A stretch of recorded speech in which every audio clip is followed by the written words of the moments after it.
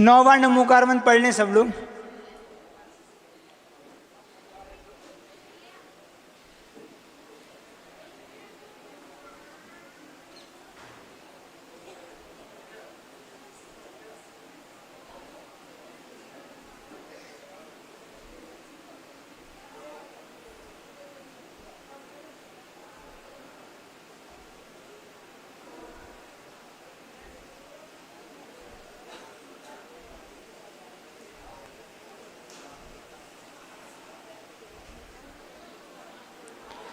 अरिहंत को नमन, अरिहंत को नमन। सबको बोलना मंगलाचरण है। सिद्ध प्रभु को नमन, सिद्ध प्रभु को नमन। आचार्य को नमन, आचार्य को नमन। उपाध्याय को नमन, उपाध्याय को नमन। सर्व साधु को नमन, सर्व साधु को नमन। यह मेरे पंच गुरु, इनको सदा नमन। इनके नमन से हो मुक्ति पथ पे गमन।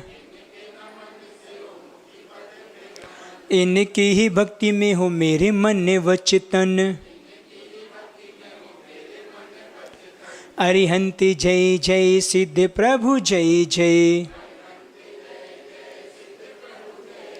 साधु जन जय जय, जिन धर्म जय जय। अरिहंत मंगल, सिद्ध प्रभु मंगल। साधु जन मंगल, जिन धर्म मंगल।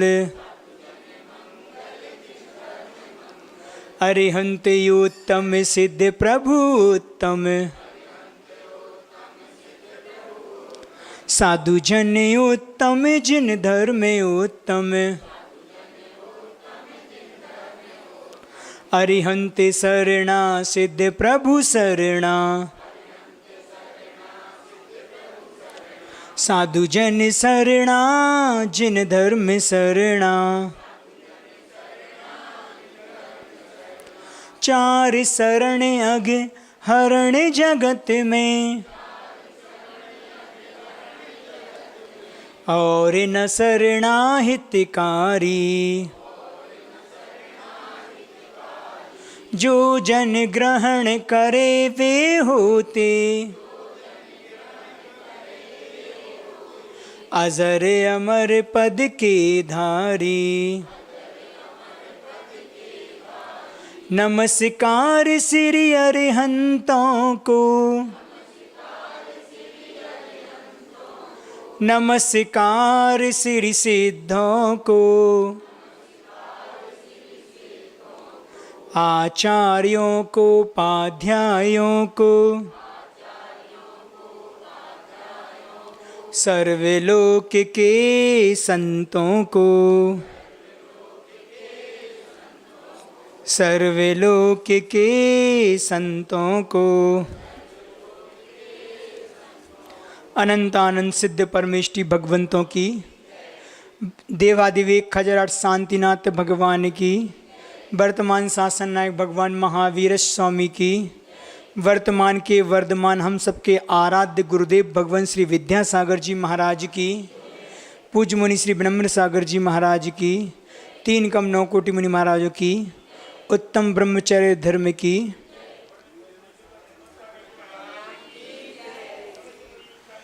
सुरपति सिर पर किरीट धारा, जिन में मणियां कई हजारा।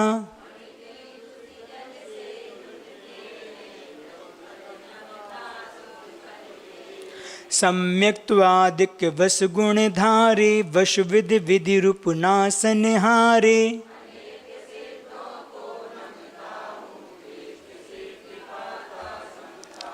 श्रुत सागर को पार किया है, सुचि संयम का सार लिया है।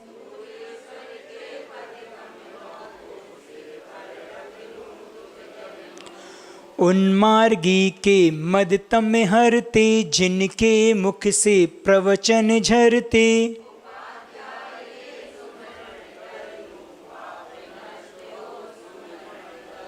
समदर्शन के दीपक द्वारा, सदा प्रकाशित बोधि सुधारा।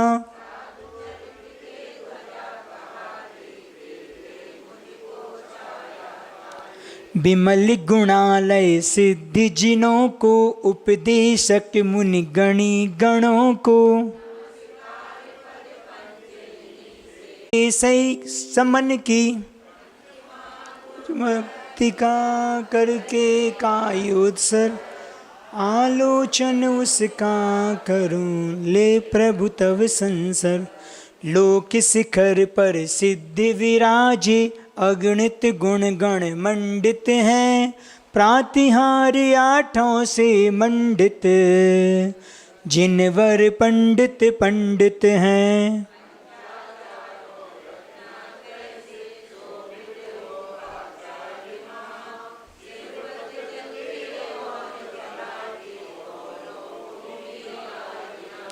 उपाध्याय उपदेश सदा दे, चरित बोध का शिव पथ का।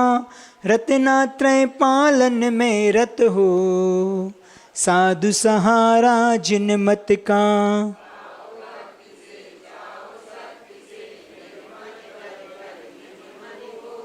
बंदो पूजूं अर्चन कर लूं, नमन करूं मैं गुरुगण।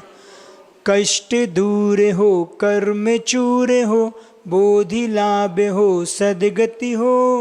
वीर मरण हो जिन पद मुझको, मिले सामने सन्मति हो, मिले सामने सन्मति हो। चलिए प्रतिक्रमण निकाल लें। हे देवादिदेव, हे जिनेन्द्र देव, हे वीतरागी सर्वज्ञ हितोपदेशी अरिहंत प्रभु,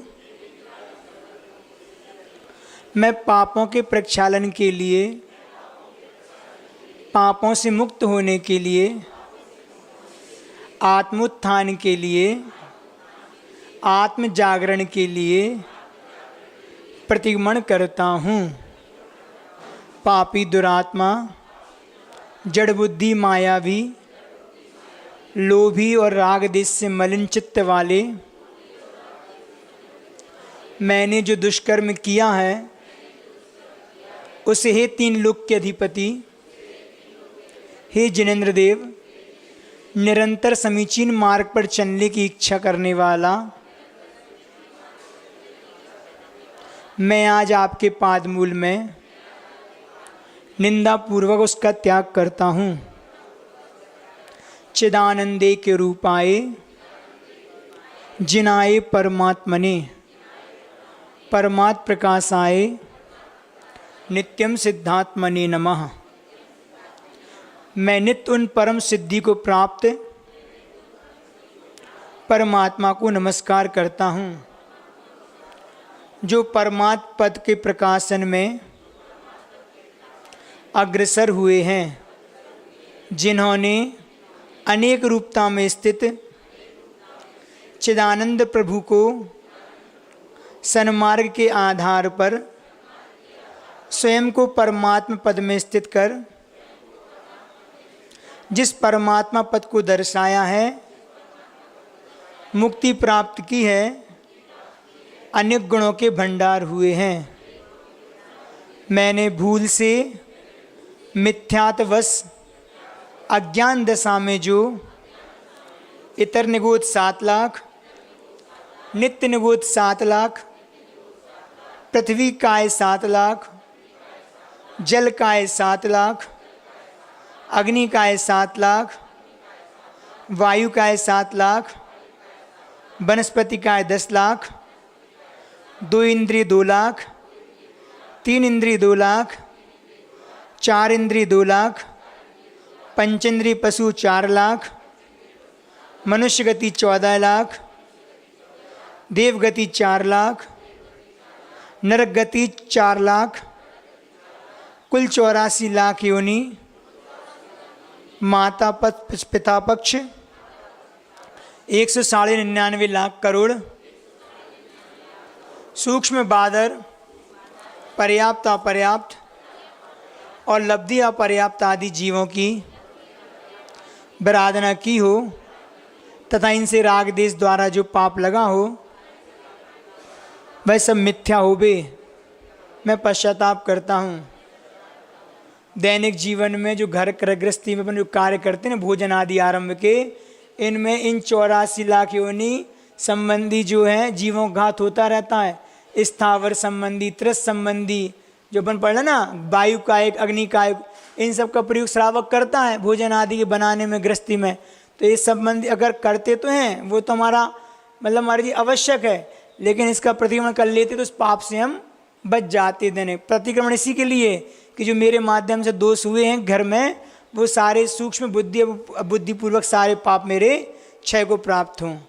हे भगवान, मैं 4 आर्त ध्यान, 4 रौद्र ध्यान या अतिचार अनाचार कर तथा जीवों की प्रार्थना की हो, त्रस जीवों की प्रार्थना की हो, सप्त व्यसन सेवन किए हो, सप्त भयों का अष्टमूल गुण व्रत में अतिचार लगे हों, 10 प्रकार बहिरंग परिग्रह, 14 प्रकार का अंतरंग परिग्रह रखा हो, 15 प्रमाद के वशीभूत होकर 12 वितों के 5-5 अतिचार, इस प्रकार 60 अतिचारों में पानी छानने में, जीवानी तह स्थान न पहुँचाने में जो पाप लगाया हो वह सब मिथ्या हो बे।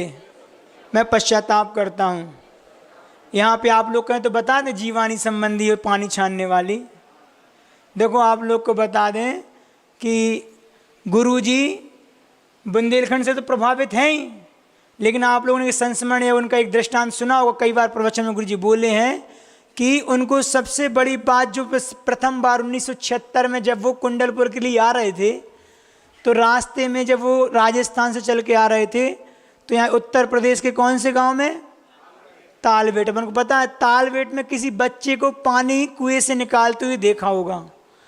तो इतने प्रभावित हुए कि जहाँ यहाँ का बच्चा इतने से पानी निकाल सकता कुएं का, तो बड़े लोग कितने विवेक से क्रिया करते होंगे। क्या देखा उन्होंने उस पानी को, कैसे निकाला कि कड़े वाली एक बाल्टी थी, ठीक है ना, उस बाल्टी को देखो, सीख लो अपन को कैसे पानी निकालना चाहिए। क्या पता हम खींचते भी कि नहीं खींचते हो, खींचते तो कैसे खींचते अपन देख लो पानी कुएं से, कि कड़े वाली एक तो बाल्टी होती है, उसको अपन कुएं के अंदर बड़ी सावधानी से डालते हैं। अपन क्या करते हैं, धम में से आवाज़ आती है एकदम नीचे छोड़ते हैं। स्थावर जीव तो छोड़ो, कितने त्रस जीव उसमें घात को प्राप्त होते हैं। बिल्कुल नीचे से आराम से ले जाई जाती है बाल्टी और धीरे से उसको तिरछा किया जाता है। अगर उसमें पूरी बाल्टी भर जाए तो हल्का सा वहीं के वहीं पानी में थोड़ा झलका दिया जाता है ताकि ऊपर का पानी वो बाहर ना फेंके, क्योंकि खींचते समय नीचे से लेकर ऊपर तक पूरा पानी नीचे जाता है कुएं में, उसके माध्यम से भी जीवों की बराधना होती है। फिर क्या करते हैं, जब धीरे से ऊपर पानी लेके आते हैं तो बड़ी सावधानी से वो एक आध दो बूंद तो ठीक है, लेकिन ऐसा नहीं कि आधी बाल्टी बन रास्ते में झलक जाए।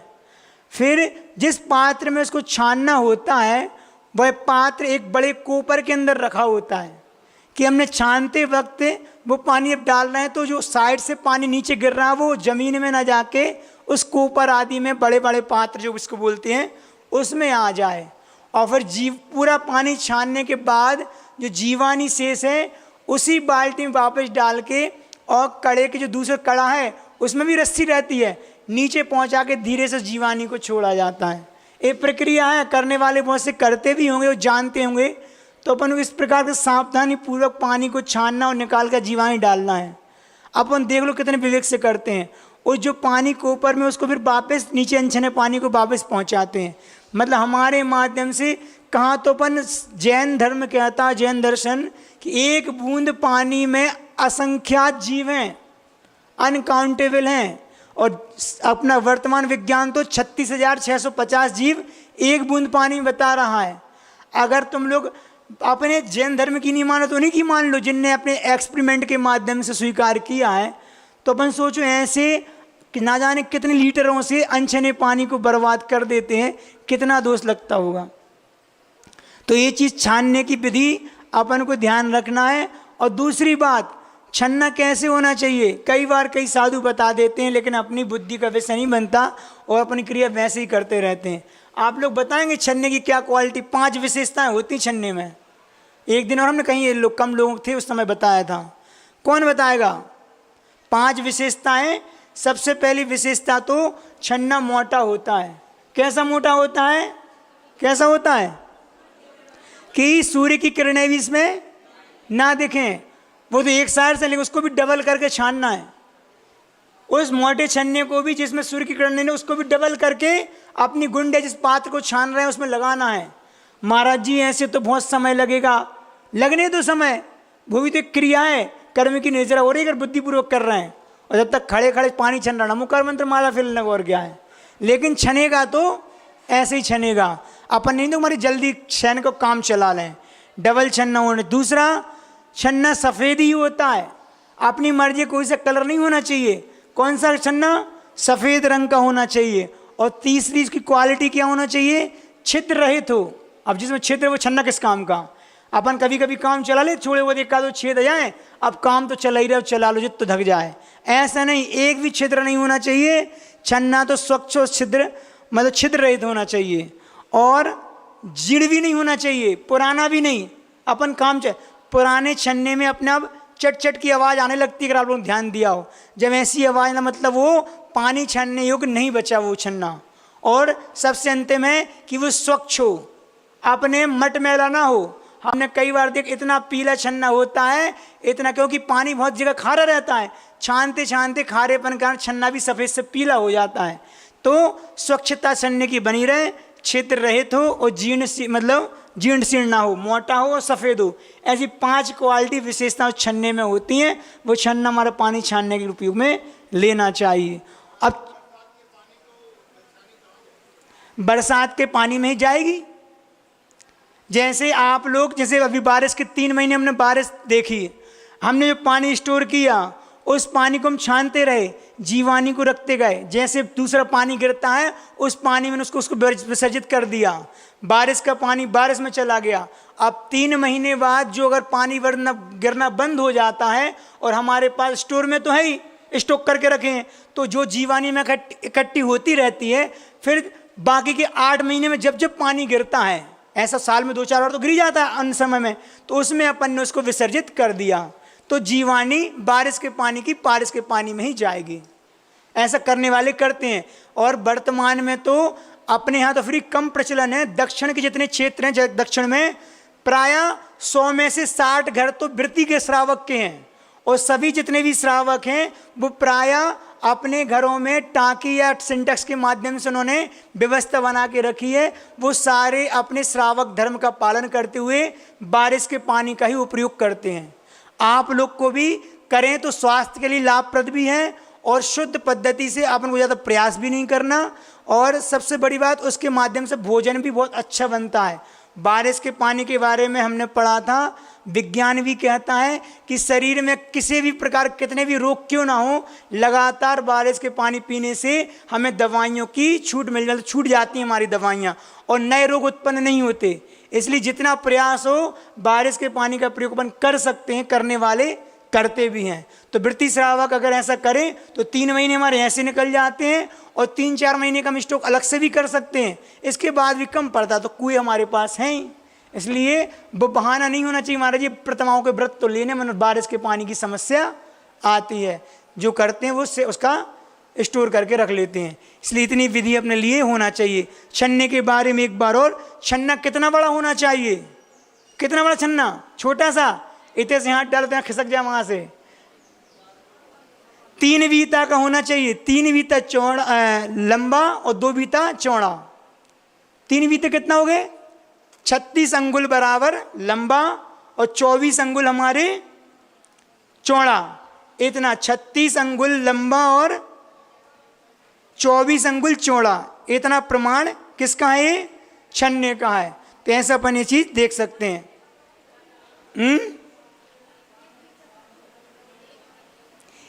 एक बीता कितने को होता है, है 12 अंगुल का एक बीता होता है, 12 तिये 36, तो 36 अंगुल हमारा लंबा और 24 अंगुल चौड़ा। ऐसा प्रमाण छन्ने का होना चाहिए। 5 विशेषताओं के साथ छन्ने के बारे में बता दिया, जीवानी के विसर्जित के बता दिया, पानी खींचने की विधि बता दी। इस विधि से जो करता है, देखो ये सब मात्र क्रियाएं हैं, इन क्रियाओं के पीछे हमारी भाव वासना दिखती है कि हम कैसी भावनाओं से वो कर रहे हैं। पुण्य उसका लगता है, पानी खींचने से नहीं लगेगा, वो शुद्ध भोजन बनाने से पुण्य नहीं है। उसके पीछे हमारे कौन से भाव गर्भित हैं, आप प्रमत्त होकर जो क्रिया कर रहे हैं जागृति पूर्वक, उसमें कर्म की निर्जरा होती है, ना कि उस क्रिया करने से कर्म की निर्जरा होती है। इसलिए भावों की प्रधानता के माध्यम से ही कर्म की निर्जरा में हम ज़्यादा कर्म बनते हैं, और भाव हमारे जैसे होते हैं वो हमारे जीवन में दिखता है। अहिंसा अगर हमारे भाव में है, अहिंसा धर्म अगर हमारे भावों में है, तो वो अहिंसा हमारी क्रियाओं में दिखेगा। अब वो देख लो, अपनी क्रियाओं से पता चलता है कि हमारे अंदर कितनी अहिंसा धर्म है। मूल में तो धर्म एक ही है, अहिंसा, सारे धर्म उसके अंदर गर्वित होते हैं। तो ये क्रिया बहुत महत्वपूर्ण है, दैनिक जीवन में स्त्रियां करती हैं, लेकिन अपन देख लें अपन वो क्रिया किस प्रकार से करते हैं, वो करना चाहिए।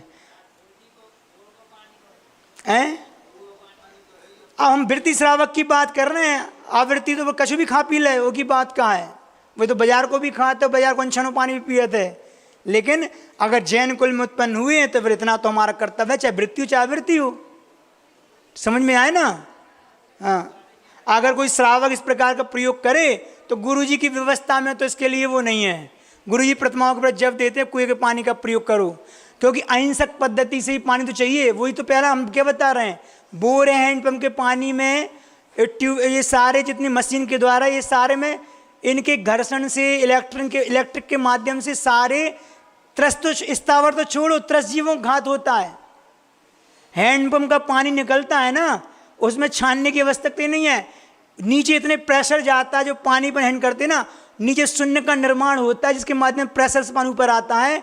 एक जगह हमने पढ़ा था कि जितना प्रेशर जो पानी ऊपर आने में आता है हैंडपम्प में, उसकी अगर अपने उंगली रख दो ना तो 1 सेकंड नहीं लेगा, सारी ऊपर की परत नीचे उतर जाएगी, मात्र हड्डी शेष रह जाएगी। इतना प्रेशर होता है उसमें। तो इतने प्रेशर पानी ऊपर आएगा तो उस पानी में जीव तो अपने आप में प्रासक होगा, वो पानी जीव तो बचना ही नहीं उसमें, न त्रस्त न स्थावर।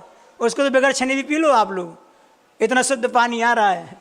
किसमें? हैंडपम्प में और बोर में। तो वो पानी पहले इतनी हिंसा हो जाती है कि वो व्रती श्रावक तो उपयोग उसका नहीं करता। गुरुजी की परंपरा में तो वो एक प्रतिमा के व्रत भी देंगे तो बगैर उसके नहीं देते। आप इस पद्धति कुएं का है और ऊपर का पानी का प्रयोग करो तो ठीक है। तो ये अपन को करना भी चाहिए, और वो है भी अच्छा है। बोल तो रहे हैं, ऐसे स्थान ही नहीं है, प्राय ऐसे मंदिरों में कुआं मिलता ही है। हम मंदिर से पानी डेली जाते हैं, 1 कैन पानी ले आओ, 5 लीटर 10 लीटर में हमारा भोजन भी बन जाता है, प्रयोग में भी हो जाता है, और बाकी समय में बारिश का पानी अपन ले सकते हैं। अब प्रश्नवाद नहीं तो पूरा समय निकल जाए। हैं? हम ये नहीं कह रहे उसमें जीवानी की व्यवस्था हो, सीधा सीधा अगर पानी आता हो तो देख लो। आजकल है ना, जहाँ जहाँ 400 नीचे रहते वो चलते हैं हैंडपम्प वाले, तो हम मना नहीं कर, देख लो उसमें हिंसा नहीं होती हो, उसमें जीवानी डालने की व्यवस्था होती हो। मुख्य तो वही है ना। छतरपुर में बहुत चलता है हिंसा बोर वाला। हाँ चलिए अपन आगे पढ़ते हैं। हे भगवान, मैंने रौद्र परिणाम दुष्चिंतवन में, चलने में, हिलने में, सोने में, करवट लेने में, मार्ग में ठहरने में, बिना देखे गमन करने में, मेरे मन वचन काय द्वारा जो पाप ना समझ से या समझ से लगा हो, वह सब पाप मिथ्या हो, मैं पश्चाताप करता हूँ। हे भगवान, मैंने सूक्ष्म अथवा बादर कोई भी जीव पैर तले, करवट बदलने में, बैठने उठने, चलने फिरने, झाड़ू लगाने में, समरम समारंभ आरंभ के द्वारा, रसोई व्यापार इत्यादि आरंभ में सताए हों, भय पहुँचाया हो, मरण को प्राप्त हुए हों, दुख का अनुभव कराया हो, छेदन वेदन से मन वचन काय द्वारा जाने वे जाने में दुख प्राप्त कराया हो, यह सब दोष मिथ्या हो, मैं पश्चाताप करता हूँ। मैं सर्व जिनेंद्रों की वंदना करता हूँ। 24 जिन भूत भविष्यत वर्तमान 20 तीर्थंकर कल्याण क्षेत्र सिद्ध क्षेत्र अतिशय क्षेत्र कृत्रिम अकृत्रिम जिन चैत्यालय जिन मंदिरों की जिन चैत्यालयों की वंदना करता हूँ। मैं सर्व मुनि आरिका श्रावक श्राविका 11 प्रतिमा में स्थित साधर्मी बंधुओं की बिना समझे अनुभवी संसारी प्राणी जीवों की जो निंदा की हो, कटुक वचन कहे हों, आघात पहुंचाया हो, विनय ना की हो तथा अन्य जीवों की निंदा गरह की हो तो वह सब पाप मिथ्या हो। मैं पश्चाताप करता हूँ। इसमें एक बहुत अच्छी बात लिखी है कि जो वृत्ति श्रावक हैं उनकी यथायुक्त विनय करना। अपन ने कई बार देखा कि हमारे पुराने संबंध हैं, शुरू से जुड़े हैं, अब चाहे वो हमसे आगे कितना ही निकल गया हो, 2 प्रतिमाओं के व्रत हो गए 5-7, लेकिन हमारी उनके प्रति भावना भी बनी रहती हैं। अपन नाम से ही बुलाएंगे या फिर उनसे ऐसे ही व्यवहार करेंगे जैसे घर गृहस्थी में। देखो गृहस्थी से ऊपर उठ के तो वो श्रावक बना है, इसलिए श्रावक बने तो श्रावक की यथायोग विनय होना चाहिए। ठीक है ना। हमने कई बार देखा है कि घर के लोग हैं, जैसे भैया बहन मिल गए, अब बहन तो आगे बढ़ गई लेकिन भैया बहन के हिसाब से देख रहा है, बहन बहन के रूप में देख रहे हैं, तो अगर उनका बहुमान होना चाहिए। इससे क्या लाभ है? इससे लाभ है कि अगर जैसे सामने वाला वृत्ति श्रावक जो अपने व्रतों में है, अगर उसकी इतनी यथायुक्त विनय करोगे तो उसको भी अंदर से एहसास होगा कि जी हमसे अलग से एक रेस्पेक्ट दे रहे हैं, आदर दे रहे हैं। तो वे क्यों दे रहे हैं? क्योंकि हमारे पास व्रत हैं। तो अगर हमारे व्रतों में कोई कमी आ रही होगी ना तो वो अपने आप उसमें सचेत हो जाएगा। ऐसा एक गुण है, ये एक गुण होता है। एक साधु के अंदर कैसा है, साधु को किसी साधु की कोई कमी दिखी कि कर रहा है तो वो क्या करता है, उसको विशेष अलग से एक प्रोत्साहन देगा, अलग से विनय देगा। धन्य भगवान आपकी साधना, धन्य आपकी आपको मतलब चर्या, आप कितना, तो वो अपने उसको अंदर से लगे अरे हम इतना तो कर नहीं रहे और ये साधु मुझे इतना क्यों कर रहा है, ये क्यों मेरे लिए बार बार पैर पड़ रहा है, बार बार पीछे से नमस्कार कर रहा है, बार बार मुझसे अच्छे से बात कर रहा है। तो अपने वो अंदर से टीसी लगती ना, अरे यार ये हमें इतना तो मान रहे हैं, ये महाराज जी हमें इतना मान रहे हैं और हम उनके अनुरूप नहीं काम कर रहे। ऐसे ही श्रावक के बीच में होता है कि जो वृत्ति श्रावक उसको आप विशेष बहुमान दो, वो उसके अंदर वो बहुमान उसकी चर्या में विशेष उत्कर्ष को प्राप्त कराएगी। इसलिए अपने घर गृहस्थी में जो वृत्ति श्रावक होते हैं ये मत सोचो कि हमसे छोटे हैं कि बड़े हैं। अगर वो व्रतों में बड़े हैं तो हमारे लिए बड़े हैं, वो विनय के पात्र हैं। फिर भैया बहन और नाती पोता आदि जितने भी हैं, जैसे महाराज जी होते ना, अब भले वो आपके मोड़ा थे एक समय, अब तो महाराज बन गए, तो अब आप महाराज जैसा उनसे करते ट्रीट नहीं करते, अब वो भावना नहीं आती। ऐसे गृहस्थी में रह के भी एक दूसरे श्रावक से हमारा ऐसा व्यवहार होना चाहिए, क्योंकि व्रतों में वे ऊपर उठ गए हैं। ये बात मतलब मार के की थी, इसलिए बता दी। प्रभु मैंने निर्मल द्रव्य का उपभोग किया हो, सामायिक के 32 प्रकार के दोष लगाए हों, जिन मंदिर में 5 इंद्रिय के विषय मन के द्वारा विषयों में प्रवृत्ति की हो, भगवत पूजन में जो प्रमाद किया हो, मैंने राग से, द्वेष से, मान से, माया से, खेल तमाशे में, नाटक गृहों में, नृत्य गान आदि सभी सोसाइटियों में, पिक्चर में, ग्रहित अग्रहित मिथ्यात्व द्वारा जो कर्म नौकर्म संग्रहित किए हों, पर जो भाव दूसरों के प्रति अहित के हुए हों, वह सब मिथ्या हों। मैं पश्चाताप करता हूँ। जुआ, मांस, मदिरा, शिकार, वेश्यागमन, चोरी और परिस्थिति रमण, इन सप्त व्यसन सेवन में जो पाप लगा हो, तस्मिच्छामि दुक्कड़म। देवदर्शन पूजन, साधु वैयावृत्ति, स्वाध्याय, संयम पालन, इच्छाएं सीमित करना और अर्जित संपत्ति का सदुपयोग, इन षड आवश्यक पालन में अतिचार पूर्वक जो दोष लगे हों, तस्मिच्छामि दुक्कड़म। राजकथा, चोर कथा, स्त्री कथा, भोजन कथा करने में जो पाप लगे हों, तस्मिच्छामि दुक्कड़म। जीवों को सताने वाला दुष्ट मन वचन काय, ये 3 दंड। आज उपवास लिए आवाज़ नहीं निकाली लोगों की। माया, मिथ्या, निदान, ये 3 सल। शब्द गारव, रिद्धि गारव और 7 गारव द्वारा जो पाप लगे हों तस्मिच्छामि दुक्कड़म। आहार भय मैथुन और परिग्रह, इन 4 संज्ञाओं के द्वारा जो पाप बंध हुआ हो तस्मिच्छामि दुक्कड़म। यह लोक भय, परलोक भय, मरण भय, वेदना भय, अगुप्ति भय, अरक्षा भय और अकस्मात भय द्वारा जो पाप बंध हुआ हो तस्मिच्छामि दुक्कड़म। जाने अनजाने में और भी जो दोष लगे हों तस्मिच्छामि दुक्कड़म।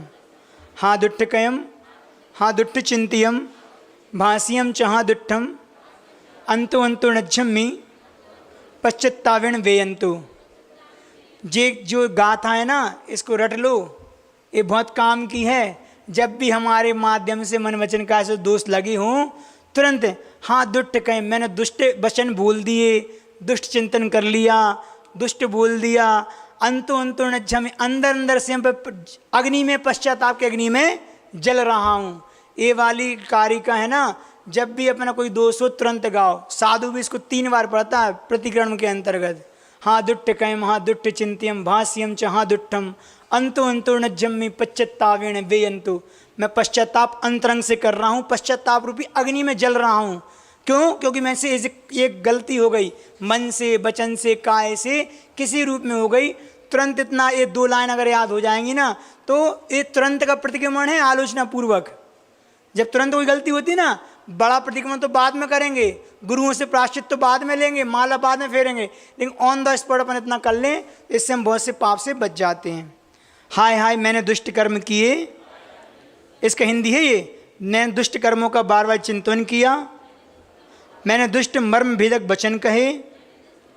इस प्रकार मन वचन काय की दुष्टता से मैंने अत्यंत कुत्सित कर्म किए। उन कर्मों का मुझे अत्यंत पश्चाताप है। मेरा समस्त जीवों के प्रति मैत्री भाव रहे, सब जीव मुझे क्षमा प्रदान करें, मेरा क्षमा भाव बने, कर्म क्षय का उपाय करूं, मेरा समाधि मरण हो, चारों गतियों में मेरा भाव निर्मल रहे। यही प्रार्थना है। मुझे निरंतर शास्त्राभ्यास की प्राप्ति हो, संत समागम का लाभ मिले, दोषों के कहने में मौन रहूं, अपने दोषों को त्यागने व प्रायश्चित का भाव हो, परोपकार मिष्ट वचन प्रतिज्ञाओं पर दृढ़ रहूं, चारों दान के भाव बने। हे भगवान, जब तक मेरा भवभ्रमण न छूटे, आपकी शांत मुद्रा व अपने कर्म क्षय का प्रयास, वीतराग परिणति केवल ज्ञान द्वारा, आत्महित का मनन मुझे गति गति में प्राप्त हो, यह अंतिम निवेदन है। मेरा हृदय आपके चरणों में लीन रहे, शीघ्र भव पार होए, यह मेरी आपसे प्रार्थना है। यहाँ पे अपन ने प्रतिक्रमण पूर्ण किया, लेकिन एक बात जो हम आपको बताना चाह रहे हैं, क्या बता रहे हैं, सोचा तो था भूल गए। पहली बात तो है कि आज आप लोग का बहुत से लोग उपवास है। उपवास के बारे में इतना ही कहना है कि देखो, आप लोग महिलाएं करती तो हैं, गृहस्थी तो 24 घंटा 365 घंटे चलती है, लेकिन जब भी उपवास करें, मेरा ऐसा भाव है, तो इन आरंभ परिग्रह से ऊपर उठ के करें, क्योंकि आरंभ परिग्रह के साथ फिर एक क्रियाएँ नहीं होती। कौन सी उपवास आदि की? निकट रूपेण आत्मानम वासमिति उपवास। कम से कम जिस दिन उपवास किया है उस दिन निकट रूप से अपनी आत्मा में वास करना है। जहाँ नहीं कि हम काम फैला के बैठ गए, चलो आज का जो काम नहीं बचा तो दूसरे काम देख लें, भोजन नहीं करने तो जिस दिन नहीं करना तो उस दिन खिलाने का भी भाव नहीं होना चाहिए। कहीं ना कहीं एक दिन की बात है, कहीं भी व्यवस्था बन जाएगी परिवार के दूसरे सदस्यों की, और नहीं बने तो नहीं बने, हम तो एक दिन मंदिर में धर्म ध्यान करेंगे। कहाँ तो आयस्नान व्रत के बारे में कहाँ है, और कहाँ अपन अगर इतना सब करते हैं तो ये सब आरंभ की क्रियाएं तो होती हैं। इसलिए पूरा लाभ लेना हो तो उपवास के दिन तो सारे प्रपंचों से बच के, अपन साधु तक को आहार देने को नहीं कहा उस दिन। जब नहाना ही नहीं है तो फिर क्या आहार देना? तो जितना हो सके, हाँ प्रतिदिन की क्रिया होती है, हर दिन आतर दूसरे तुम्हारे जो उपवास करना, साल में 1 या 2 तो उपवास करते ही हैं। कोई 4 करता होगा, है ना। तो ये 2-4 उपवास हम करते हैं तो इसके पीछे हमारा उद्देश्य होना चाहिए पूर्णता हर कार्य से विरक्ति होना, तब जाके वो हमारा उपवास मायने रखेगा। एक बात और थी जहन से निकल गई, लेकिन जब आएगी तो याद आ गई तो बता देंगे। अब यहाँ पे अपन सामायिक पाठ के लिए चलते हैं हम। हाँ क्यों नहीं है। हाँ ये पंपलेट जो आपको दिए हैं फोटो कॉपी हैं, बहुत से श्रावक पूछ रहे थे, जिसको ले जाना है वो ले जा सकता है। ये सबसे अच्छा सदुपयोग है। जरूरी नहीं कि व्रती श्रावक ही करें, जो व्रतों से नहीं है, प्रतिदिन ये आधा घंटा की क्रिया सामायिक पाठ की और प्रतिक्रमण की अपन प्रतिदिन कर सकते हैं घर में बैठ के, एक स्थान पे या मंदिर में जहाँ भी। आज जिसको ले जाना है वो ले जा सकता है, तो अपने उपयोग में इसको लेने में कोई बाधा नहीं है। हमने पहले दिन कहा था कि सामायिक से क्या होता है। सामायिक अपन पाठ कर रहे हैं, ध्यान कर रहे हैं, थोड़ी सी 5 मिनट बात करके अपन सामायिक पाठ करेंगे कि सामायिक जो है वह हमारे भीतर मुक्ति के सुख का और संसार के दुखों का बोध उत्पन्न कराती है। सामायिक इसलिए की जाती ताकि हम मुक्ति के उस सोपान को प्राप्त कर सकें, और संसार के दुखों से बचने के लिए सबसे बड़ा उपाय है क्या, सामायिक। कैसे, बस हमारी थोड़ा सा क्या ना कि एक जागृति हमारे भीतर वो पैदा कर देती है। कैसी करती, तो एक छोटा सा उदाहरण है उसको लेके। उदाहरण क्या है, तो कहते हैं कि क्या हुआ, एक परिवार में पिता नहीं रहे, एक परिवार में पिता नहीं रहे, माँ रह गई और उसका एक बेटा था। अब पिताजी का जो था ना, हीरे जवाहरात का काम करते थे पिताजी, तो कुछ हीरे वो जाते समय छोड़ गए, और अपने बेटे के लिए माँ ने कहा कि बेटा सुनो, अब पिताजी तो रहे नहीं, घर गृहस्थी कैसे चलेगी। तो कहने लगे कि एक काम करो, पिताजी के एक मित्र हैं जिनका व्यापार भी हीरे जवाहरात का था, तुम इनको ले जाओ और उनसे कुछ हीरे बेच के पैसे ले आओ ताकि अपना जीवन चल सके। तो वह पुत्र जो था माँ के कहने पे अपने उस पिताजी के मित्र के पास चला गया। अब पिताजी के मित्र के पास गया और उसने वो हीरे उनको दिए। अब उनसे चाचा बोलता था, पिताजी के मित्र, चाचा ये हीरे ले लो, पिताजी तो रहे नहीं, माँ कह रही हैं इनको आप लेके कुछ पैसे दे दो ताकि हम अपना जीवन चला सकें। तो उन चाचा ने उन हीरों को देखा तो समझ गए कि इनकी कोई ज़्यादा कीमत तो है नहीं है, लेकिन अगर अभी इसको ये कहेंगे तो ये क्या समझेगा, ये समझेगा कि पिताजी नहीं रहे तो ये हमारी उसका फ़ायदा उठा रहे हैं। तो चाचा कहते हैं कि बेटा सुनो, हीरे तो भविष्य के लिए काम आएंगे, तुम अपने पास रखो, एक काम करो, अभी इनको बेचने की आवश्यकता नहीं है, कहीं मत जाओ, तुम अभी कुछ दिन हमारे यहाँ व्यापार मतलब सीखो काम, तो उसके माध्यम जो पैसा आएगा तो अपना उपार्जन करना। तो वो ठीक है, तो वो घर में वापस माँ के पास वो हीरे रख देता है, और उसके बाद चाचा की दुकान पर, वह पिताजी के मित्र की दुकान पर बैठने लगता है। अब जब बैठता है तो कुछ दिन में क्या होता है कि वो भी धीरे धीरे सीखते सीखते उसके अंदर भी वो जौहरीपना आ गया, सही गलत की पहचान हो गई कि कैसी कैसी क्वालिटी कैसी कैसी होती है। अब जब उसने उन हीरों को जब परखना सीख लिया तो एक दिन मन में विचार आया कि जो हीरे पिताजी के रखें हम उनको भी तो देखें, आखिर उनकी कीमत कितनी है, कितना मूल्य है उनका। तो जैसे ही कहता माँ लाओ, अब मैं सीख गया हूँ कि हीरे की परख क्या होती है, निकाल के दो। तो जैसे ही माँ ने हीरे दिए तो लड़के ने अपने हाथ में लेके देखे, ये तो हीरे कांच के टुकड़े के बराबर हैं, इनमें हीरे वाली जो कीमत है वो तो है नहीं है। लेकिन समझ में नहीं आया कि चाचा ने उस समय ऐसा क्यों कहा था। तो वो चाचा के पास जाता है और कहता है कि चाचा, जब इस हीरो की कोई कीमत नहीं थी, ये फेंकने लायक थे, आपने उस समय क्यों नहीं कहा। तो उसने वही बात कही कि अगर उस समय हम तुमसे कहते तो तुम ये समझते कि मेरे पिताजी के जाने के बाद क्या किया। उस समय कहते अगर याद दिलाता तो वह तुम्हें उसकी वास्तविकता के बारे में पता नहीं रहता। आज तुम उसकी वास्तविकता से परिचित होगा, तुम्हें पता है सही गलत की पहचान क्या है, इसलिए अब तुम स्वयं अपने जीवन में इसके माध्यम से ऊपर उठाने का प्रयास करो। ये क्या हुआ, एक छोटा सा दृष्टांत, समझ में आया दृष्टांत। इसको सामायिक में कैसे जोड़ना है, इसको देखना। आचार्य भगवंतों ने भी हमारे जितनी भी कहें कि संसार दुखमय है, हमारे गुरु हमारे भगवान, हमारी जिनवाणी कितना भी कहे कि संसार दुखमय है और सुख जो है वह मोक्ष में है, अपन को सहसा समझ में वह बात नहीं आती। लेकिन जिस दिन सामायिक की साधना के माध्यम से भीतर की वास्तविकता का बोध हो जाता है ना, हमारे अंदर की सच्चाई का पता चल जाता है, उस दिन अपने आप अपन खुद कहेंगे कि हाँ संसार में दुख है। जब तक संसार में सुख समझ में आ रहा है तब तक हमें अपने अंदर का परिचय हो ही नहीं रहा। जिस व्यक्ति को संसार में सुख दिख रहा है वह अभी आत्मकल्याण की ओर अग्रसर नहीं है। अगर अपनी आत्मा का विकास करना है तो उसको अपने आप उस दिन संसार में दुख दिखने लगेगा, और जिस दिन दिखेगा उस दिन सब सामायिक के माध्यम से सुख की प्राप्ति वो करेगा। तो किसी के कहने से वो चीज़ समझ में नहीं आएगी जब तक हम उसको खुद अनुभव नहीं करेंगे। महाराज जी कितना ही कहेंगे सामायिक एक अलग आनंद है, कर्म नजरा में कारण बनता है, अपने शरीर को, अपनी आत्मा को हल्का करने का एक बहुत अच्छा उपक्रम है। तो ये सब चीज़ें अभी हमारे लिए बोध को प्राप्त नहीं कराएंगी। बोध जिस दिन हो जाएगा उस दिन अपने आप हमारे लिए सारी चीज़ें ठीक जान पड़ेंगी। बात समझ में आई? तब वास्तव में अपन कहेंगे, क्या करेंगे? असरण अशुभ मनित्यम, रत्नकांड सर्वकर्षण में है ना, असरण अशुभ अनित्यम दुख मनात्मान मावशामी भवम, और मोक्षास्तद विपरीतात, मोक्षास्तद विपरीतात मेति ध्यानन्तु सामायिके। इस सामायिक की परिभाषा आचार्य महाराज दे रहे हैं। क्या कह रहे हैं?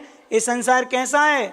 असरण है, यहाँ कोई शरण नहीं है, कुछ भी शुभ नहीं है और कुछ भी नित्य नहीं है, हमेशा दुखमय है, और पर आत्मानम मतलब पर रूप है, और साथ में मावशामी मतलब अपने आप इसके माध्यम से शरीर का निष्कासन ही होता है, शरीर स्थिर नहीं बना रहता है।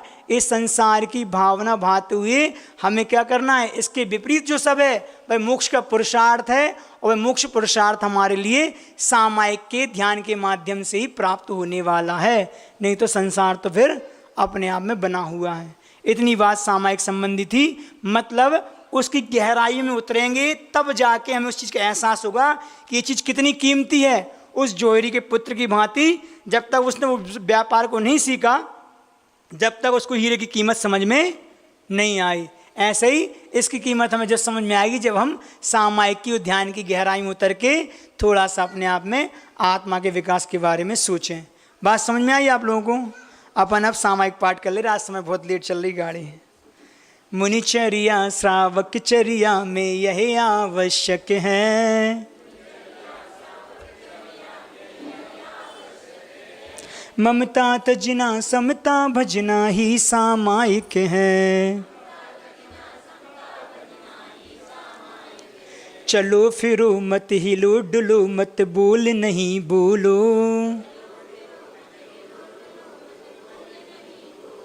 कुछ ना सोचो कुछ ना चाहो बस निश्चल हो लो। राग देश मोह करो मत विधि आवश्यक है, ममता तजना समता भजना ही सामायिक है। अंतिम आने वाली अंतिम घड़ियां कैसे सुधरेंगी, जीवन की दुर्लभतम घड़ियां यदि ये बिगड़ेंगी। अरे संभलना आज संभल जा अति आवश्यक है, ममता तजना समता भजना ही सामायिक है। क्षमा भाव से क्रोध जीत लो मान विनय धर के,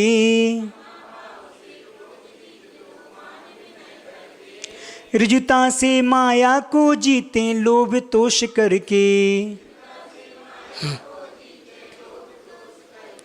विषय विजेता कसाई जेता ही इस लायक है, ममता तजना समता भजना ही सामायिक है। आवश्यक में आवश्यक हो आवश्यकता है, आवश्यक करने वालों की आवश्यकता है। आवश्यक में सबसे उत्तम यह आवश्यक है। ममता तजना समता भजना ही सामायिक है। समता बिन उपवास वृथा है औ बनवास वृथा। मौन ध्यान अध्ययन अध्यापन जानो व्यर्थ प्रथा। समता धन ही संत जनों को शिव सुखदायक है। ममता तजना समता भजना ही सामायिक है। अब तक जितने सिद्ध हुए हैं सबने स्वीकारा। सिद्ध हो रहे आगे होंगे सामायिक द्वारा। आत्म सिद्धि पाने वाले को सिद्धि प्रदायक है। ममता तजना समता भजना ही सामायिक है। कुछ भी टूटे कुछ भी फूटे या सब जग रूठे। काया छूटे माया छूटे या सब जग छूटे। समता ताला कभी न छूटे परमावश्यक है। ममता तजना समता भजना ही सामायिक है। राजाओं ने राज तजा है जिसके पाने को। सम्राटों ने ताज तजा है जिसके पाने को। बै दुर्लभ सामायिक कर लो जो आवश्यक है। ममता तजना समता भजना ही सामायिक है। जन्म मरण में लाभ हानि में हर पल समता हो। शत्रु मित्र में कांच कनक में समता समता हो। समता लाओ सुख सब पाओ यह सुखदायक है। ममता तजना समता भजना ही सामायिक है। सर्व गुणों का यही खजाना निज को पाना है। इसको लेने कहीं न जाना निज में आना है। आत्म शांति की यही विधि है यही विधायक है। ममता तजना समता भजना ही सामायिक है। सामायिक जप सामायिक तप सामायिक व्रत है।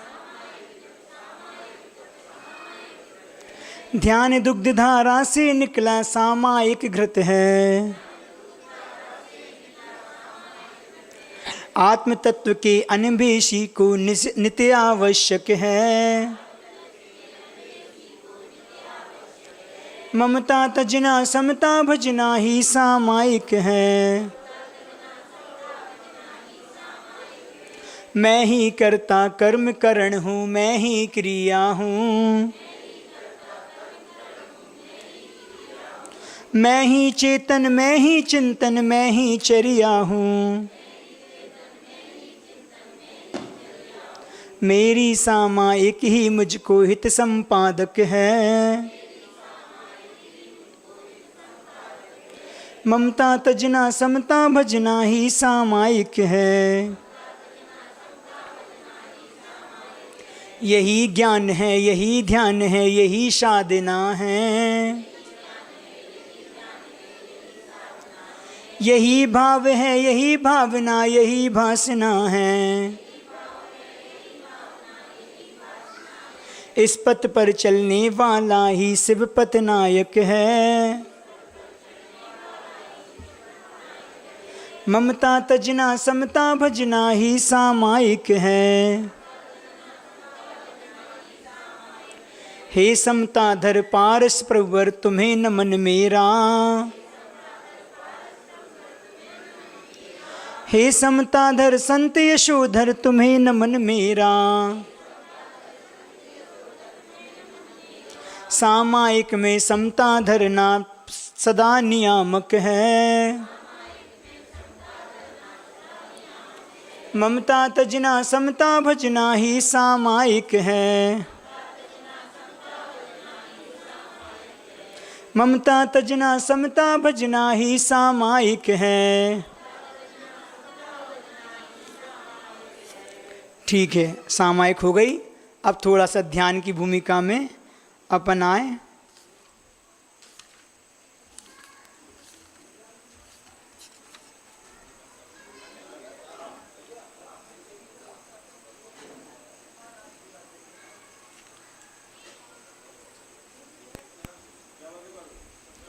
चलिए अपन अपनी शरीर को पूरा ढीला छोड़ते हुए दोनों हाथों के उंगलियों को ज्ञान मुद्रा में ले जाकर अपने दोनों घुटनों पर रखते हुए आँखों को बंद करें और ओंकार की ध्वनि लंबी सांस अंदर खींचते हुए फिर बाहर करेंगे तो लंबी देर तक वो अपनी ओंकार की ध्वनि होती है। और ऐसी झनकार अपने दिमाग में आना चाहिए ताकि सारे हमारे सेल्स हैं वो खुल जाते हैं, शरीर में स्वस्थता का अनुभव होता है। चलिए जल्दी करते हैं।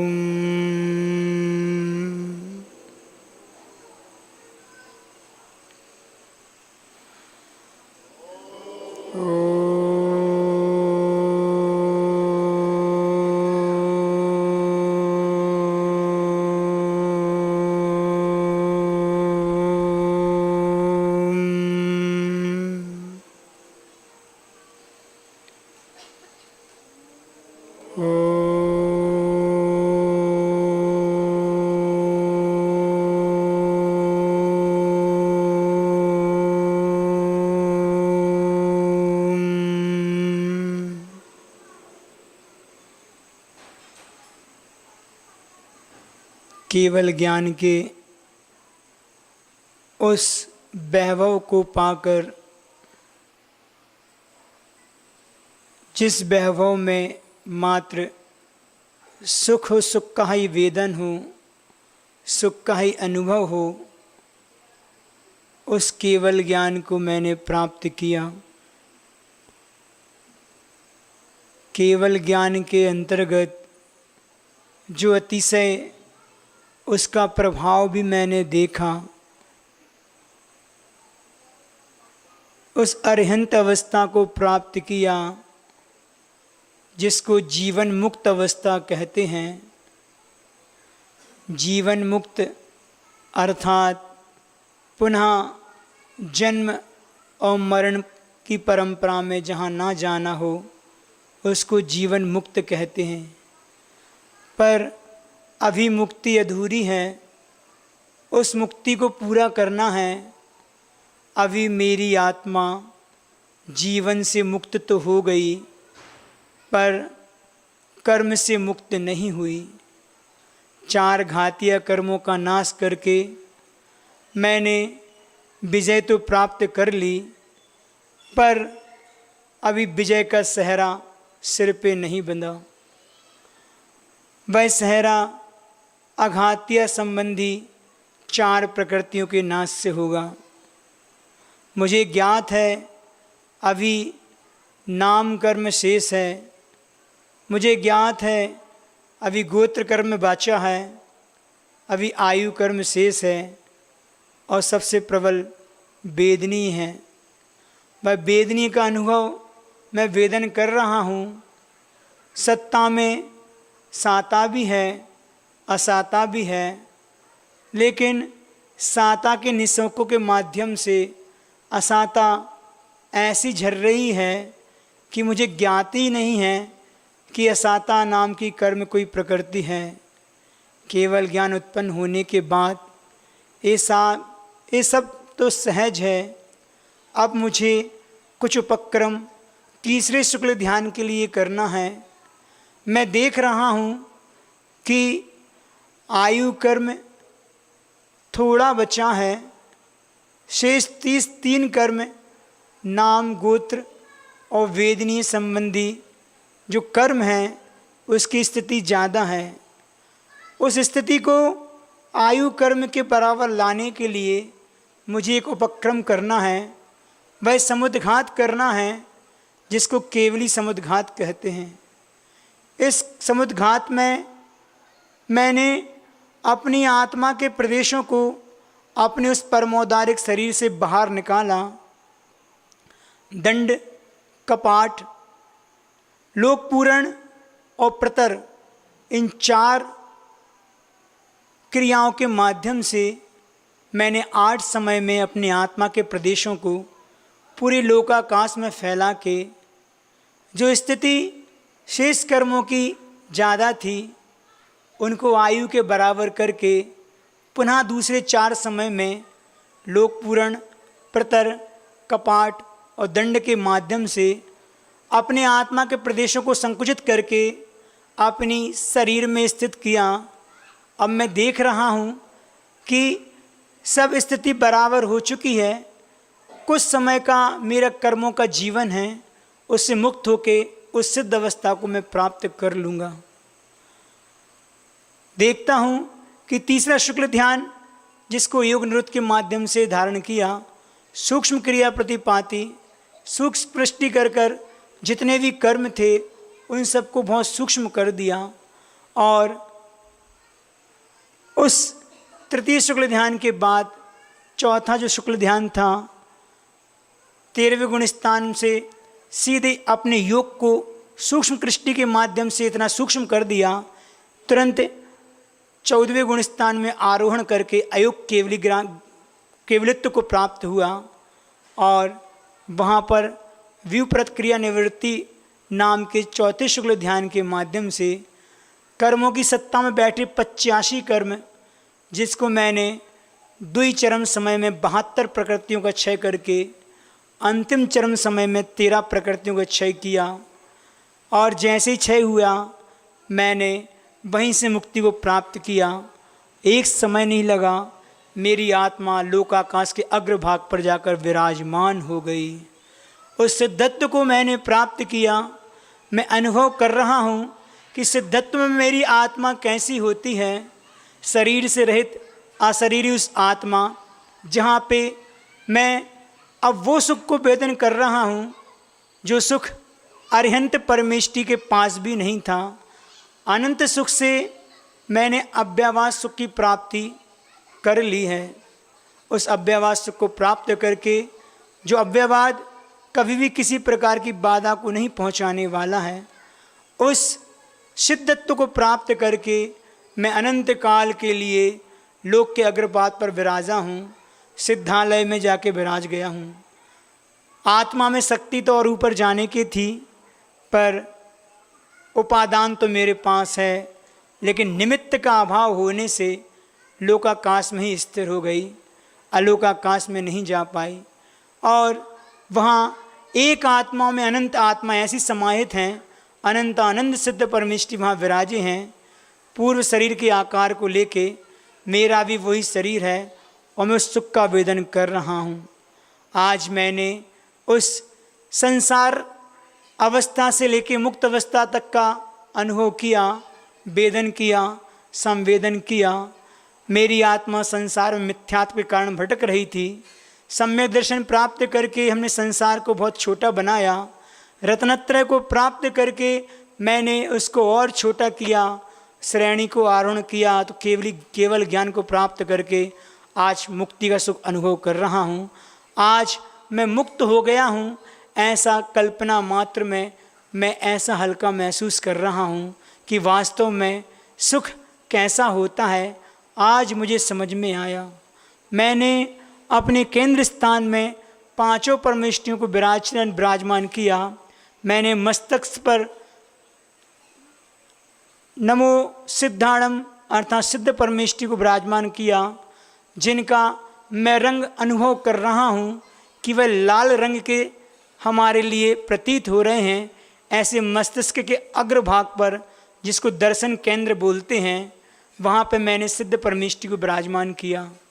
ललाट पर, मेरे माथे पर मैंने नमो अरिहंताणम अरिहंत परमेष्टि को विराजमान किया, जिनका रंग अपने आप में सफ़ेद धवल की तरह है और उसको हम ज्ञान केंद्र से नाम से जानते हैं।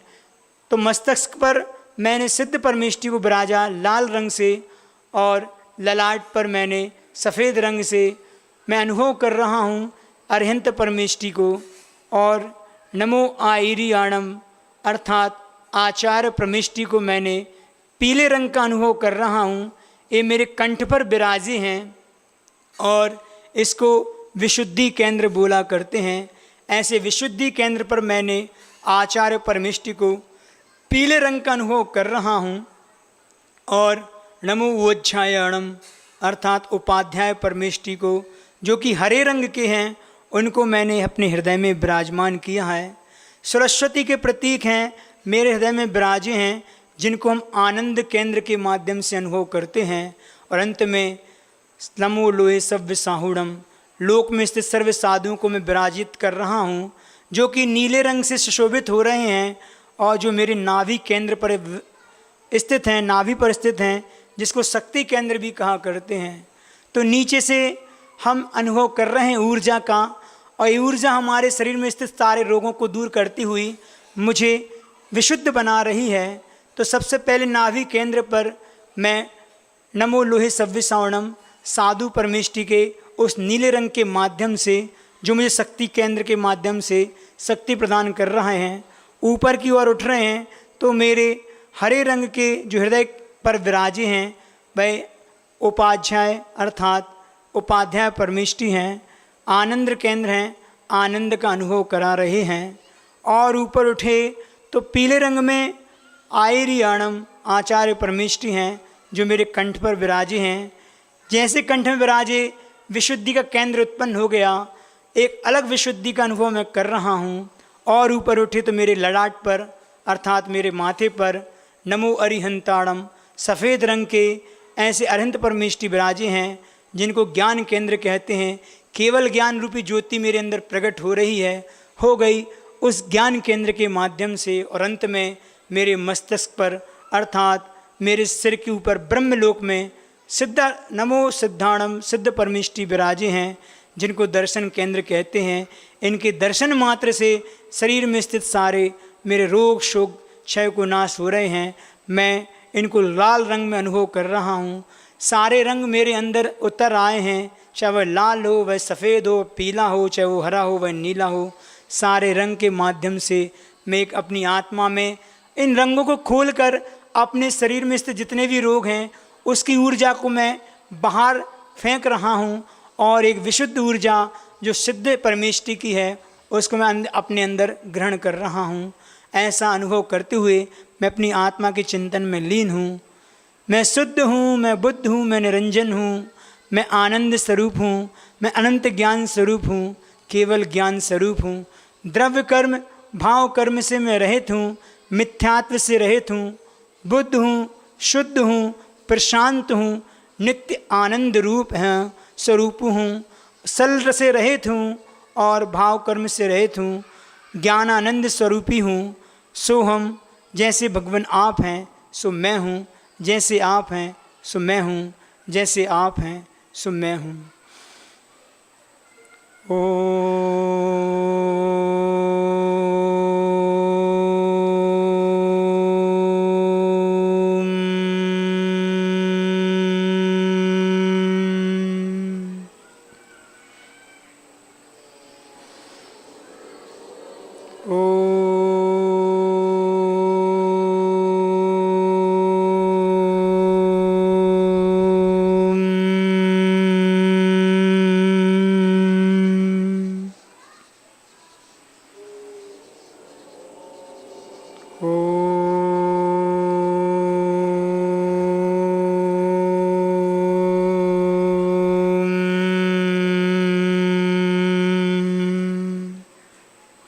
अपने आँखों खोल के हुए स्वस्थता का अनुभव करते हुए अपने हाथों के घर्षण के माध्यम शरीर का स्पर्श करें। ये प्रक्रिया अपन चाहें तो प्रतिदिन कर सकते हैं, अपने घर में भी मंदिर में भी। चिंतन के लिए बहुत सा विषय होता है, जितना स्वाध्याय करोगे उतना विषय आएगा। ऐसा अनुभव होता है कभी कभी कि पता नहीं चलता समय 1 घंटा 1.5 घंटा कब निकल गया, ऐसा लगता भी बैठे। और कई बार अनुभव करना कि दिन भर की थकान हो, दिन भर की अपने परिश्रम के माध्यम थकान उत्पन्न होती है, और वो थकान के बाद अगर आप सामायिक में बैठेंगे और सामायिक में अगर चिंतन अच्छा हो गया तो ये मान के चलो कि अपना एक इतनी फ्रेशनेस आती है, ऐसा लगता है हम बहुत 8 घंटे के सो के उठने के बाद आए हम। मैंने ऐसा कई बार अनुभव किया है। और हमेशा जब ज़्यादा थकान होती है तो उस समय सामायिक भी बहुत अच्छी होती है। बिहार आदि में जब चलने के बाद पर थकान होती है तो मैंने अनुभव किया जितनी अच्छी सामायिक बिहार आदि में होती है उतनी ऐसे सामान्य दिनों में नहीं हो पाती। थकान के माध्यम से अच्छा चिंतन आता है और उसके बाद एक अलग अनुभूति फ्रेशनेस टाइप की होती है। तो ये प्रक्रिया अपन प्रतिदिन अपने जीवन में कर सकते हैं। और एक बात जो हम भूल रहे थे, बताना वाले थे कि देखो अपन जब भी कोई भी धार्मिक क्रिया करते हैं, आप लोग पूजन अभिषेक करते हैं, तो ये भावना हमेशा भगवान के सामने भाया करो कि भगवान हमें भी रत्नत्रय की प्राप्ति हो। प्रत्येक जीव को ये भावना प्रतिदिन भावना चाहिए भगवान के सामने। हम जब आपकी जगह आते तो घर में जब पूजन करने के बाद भगवान से बोलते थे, भगवान मुझे रत्नत्रय की प्राप्ति हो, बोधि लाभ हो। क्या मुझे रत्नत्रय और समाधि मरण हो। बोधि तो मतलब रत्नत्रय हुआ, तो बोधि की प्राप्ति अर्थात रत्नत्रय की प्राप्ति हो, समाधि मरण हो। ये 2 चीज़ परम आवश्यक हैं। और यही इसी के लिए इतना पुरुषार्थ हम अब अपनी जो दैनिक क्रियाओं में करते हैं कि भगवान के अभिषेक पूजन कर रहे हैं, इतना संयम का पालन कर रहे हैं, उपवास व्रत आदि कर रहे हैं। इसके पीछे प्रयोजन मात्र इतना ही है कि मुझे भी रत्नत्रय की प्राप्ति हो और समाधि मरण हो। ये भावना आप लोग प्रतिदिन भाएं। हम तो बाद में इतना भी बोल देते थे भगवान से ही बोल सकते, किससे बोलेंगे कि भगवान हम कब तक आपकी पूजा करेंगे। ये भक्ति का एक गुण होता है, भगवान कब तक हम आपकी पूजा करेंगे। हम जिंदगी भर आपकी पूजा नहीं कर सकें। क्यों? इसलिए नहीं कर सकते क्योंकि एक दिन हमें अपनी पूजा कराने हैं। आप हमें कुछ ऐसा वरदान दो कि हम अपनी पूजा करा सकें। तो देखो भगवान ने आज सुन ले कि नहीं सुनी? सुनी ना। आज उनने ऐसा बना दिया कि अपनी पूजा करा रहे हैं। तो हमारे भगवान तो अपने जैसा बनाते हैं। हिंदू आदि परंपराओं में तो ऐसा चलता है कि भगवान फिक्स हो गए और भक्त आप जीवन भर बने रहो। हमारे यहाँ तो ये पात्रता है कि एक चिंटी में भी, चींटी जीभ में भी और हाथी की जीभ में भी भगवान बनने की पात्रता है, बस जो प्रकट कर ले। तो हमारे भगवान तो अपने ऐसा बना लेते हैं। उनसे कहो भगवान हम हमेशा आपकी पूजा नहीं कर सकें, हमें अपनी पूजा कराने हैं, तो ऐसा वरदान दो कि हम अपनी पूजा करा सकें। उसके लिए रत्नात्रय की प्राप्ति जरूरी है। वह रत्नात्रय आपके जीवन में आए, ऐसी हम भगवान से भावना भाते हैं। दूसरी बात, आज पर्युषण पर्व पूरे हो गए आप लोगों के, लेकिन चूंकि हमें तो अभी यहीं रहना है। बहुत से लोग बाहर जाने वाले जाएंगे। कौन कौन है बाहर जाने? हाथ उठाना। मतलब आधी से ज़्यादा, आधी पब्लिक तो बाहर जाने वाली है। तो लोकल के कितने लोग? हाथ उठाओ। खजुराहो के लोग कितने हैं? अरे बहुत दिख रहे हैं माली, हम तो सिर्फ 10-5 हाथ उठाएंगे। हाथ कम से कम 20 से 25 उठ रहे हैं। तो मेरी ऐसी भावना है, अगर आप लोगों को अच्छा लगे ठीक है, हमें तो यहीं रहना है। सुनो हमारी बात, हमें तो यहीं रहना है। तो हमने ये सोचा कि धर्म में राम का ये जो क्रम चल रहा है टूटे ना, तो कल से कुछ नया प्रयोग करेंगे।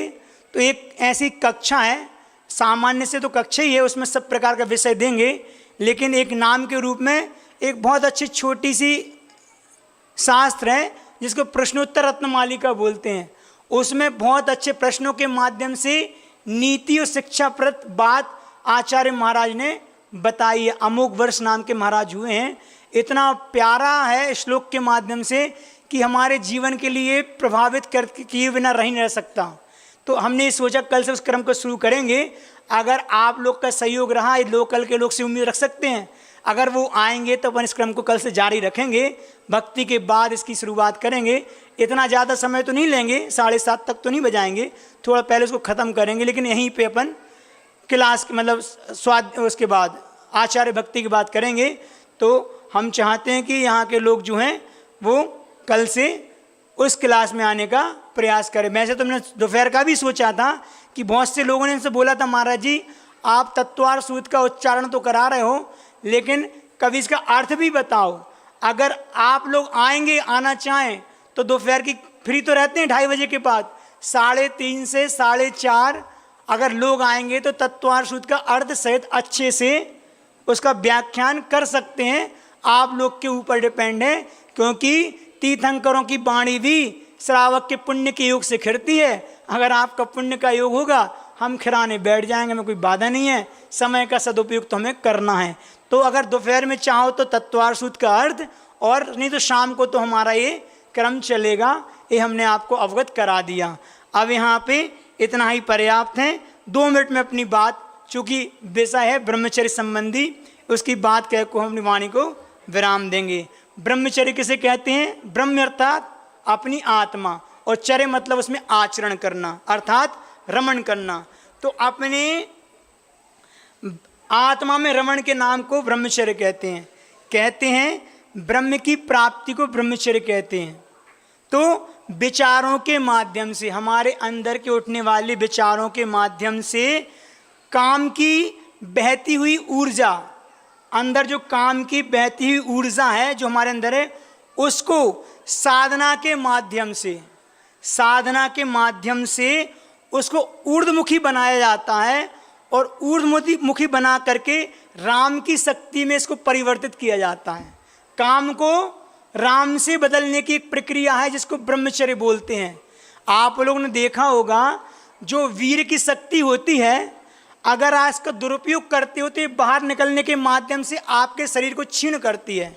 साधुओं के अंदर एक तेज देखने को मिलता है कि महाराज जी इतना परिश्रम करते हो, आयुष्मान व्रत है, इतना सब कुछ आपका सर्दी गर्मी सहन होती है, आप लोगों को चेहरे पे इतना तेज क्यों दिखता है?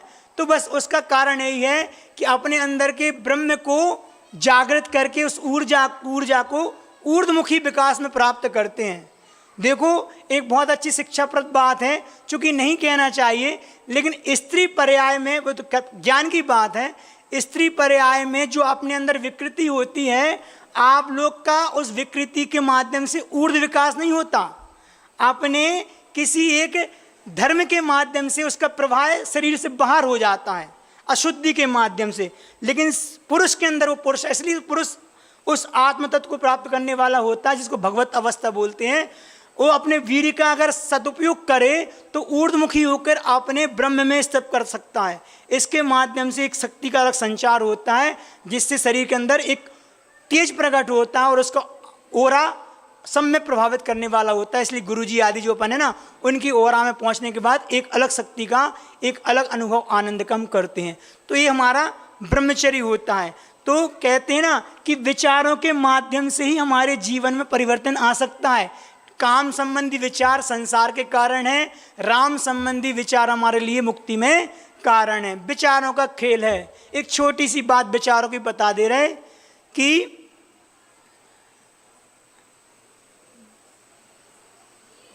अब वो याद दिमाग से निकल जाती है।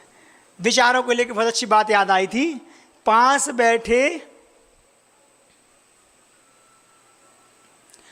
बैठी कुम्हारिन ने, बहुत अच्छा, पास बैठी कुम्हारिन ने कुम्हार से पूछा, स्वामी मिट्टी का आकार क्यों बदल रहा है? कुम्हार समझते ना।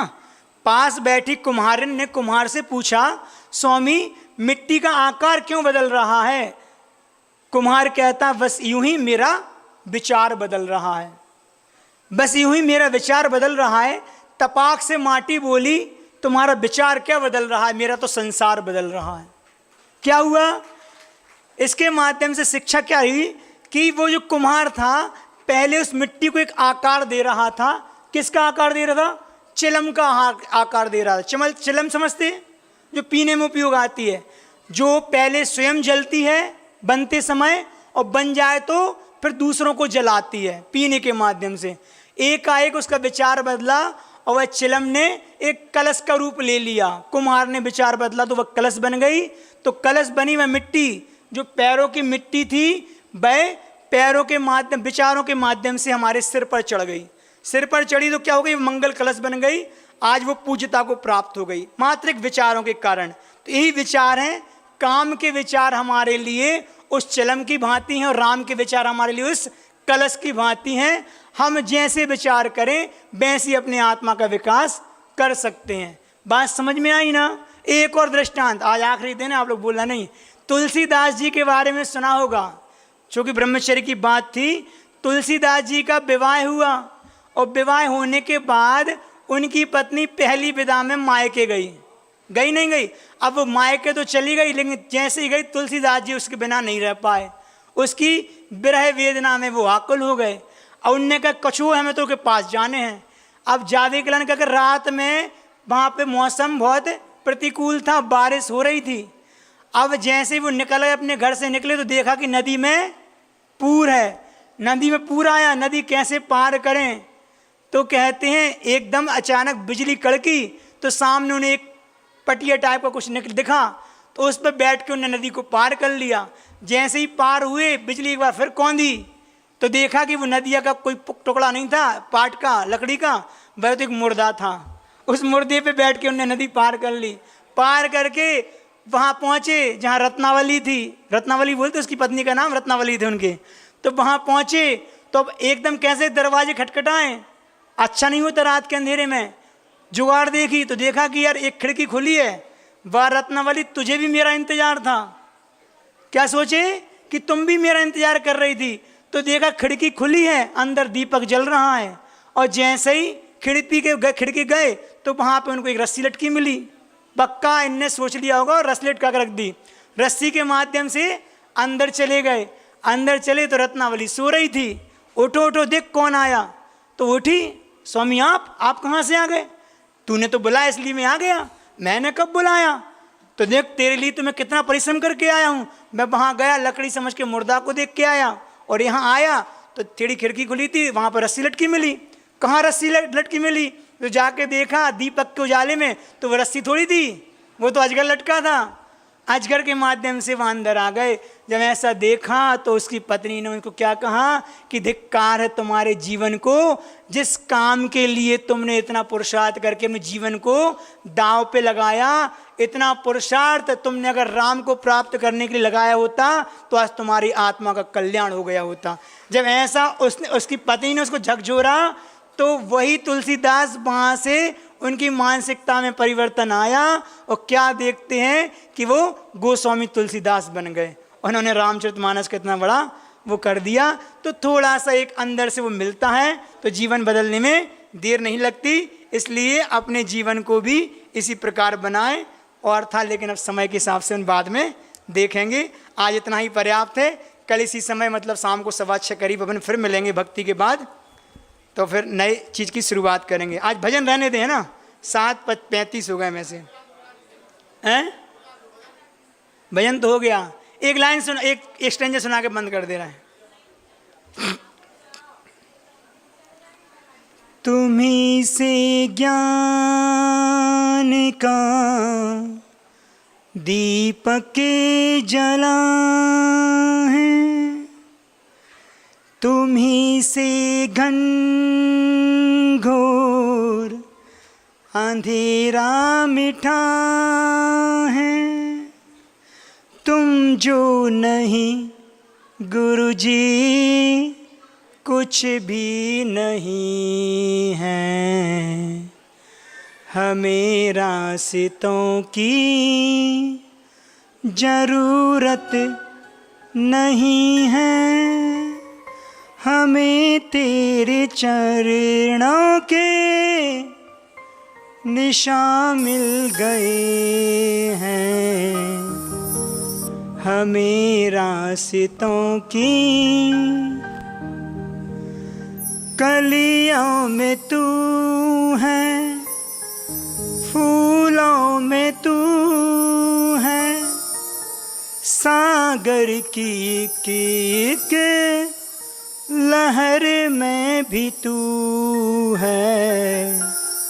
कहीं भी मैं जाऊं बस तू ही तू है।